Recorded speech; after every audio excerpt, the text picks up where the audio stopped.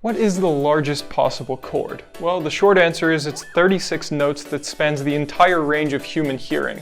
But understanding that answer is going to take a little bit more explaining. Let's start by explaining what a chord in music is. A chord traditionally, in the Western sense, is a collection of 3 or more notes that produce, in most cases, a harmony. Now, for a better example, this is my guitar, and this is a C chord on the guitar. So that chord is produced by stacking a major third and a minor third. So in layman's terms, a major third basically is skipping 3 notes before the next one, and a minor third is skipping 2 notes before the next one. Now, on a guitar, there's only 6 strings, which means there's only 6 different possible notes you can really be playing in a row here. So that's not exactly a very large chord. So if we wanted to expand upon this, we'd have to change instruments. And we're gonna have to change them to the one that has the most strings, or I guess you could say keys on it, and that's going to be a piano. A piano has 88 keys total, with 52 of those keys being white, and the remaining 36 being the black keys, which represent the sharp and flat notes.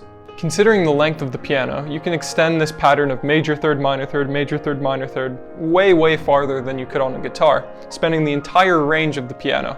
And according to Leon Waves, this full chord is going to be a total of 24 notes spanning 7 octaves and would take about 3 people to play it at once. If you want more information on music theory and how to create these hyperchords, these polyhyperchords, check out his video. It's great stuff, super informative. You might be thinking to yourself now, wait a minute, he said the largest was 36 and now he's saying 24, what's going on here?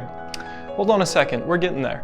That 24 note chord is only the maximum on a standard piano. There's actually a company called Stewart & Sons that has produced a 108 key piano, adding 20 more keys to the piano, which allows you to expand the chord up to a total of 31 notes. The chord at this point is getting so ridiculous that just putting it down in notation would be over a full line on a page, and it would probably take between 4 and 5 people to actually play the thing at once. However, we haven't reached the maximum yet. Theoretically, you could build an instrument that goes higher up than this one does. You can't really go too much lower because as it already is built, it's approaching the lowest possible end of human hearing. But it doesn't approach the utmost high end. I'm sure you've done one of those hearing test things before where it works its way up through the entire frequencies, but that's basically what we're going to be doing to this piano. So the highest note that's on this Stewart & Sons piano is about 7,500 hertz, which is extremely high pitched.